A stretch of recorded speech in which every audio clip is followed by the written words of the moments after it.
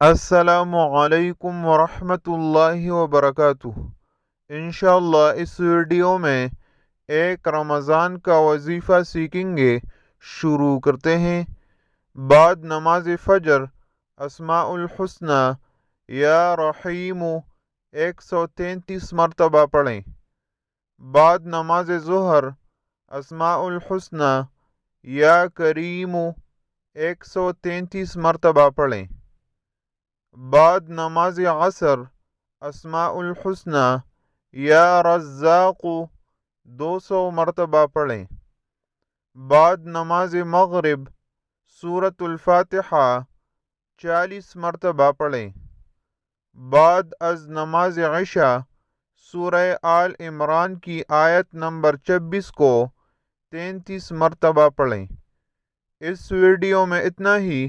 اللہ حافظ۔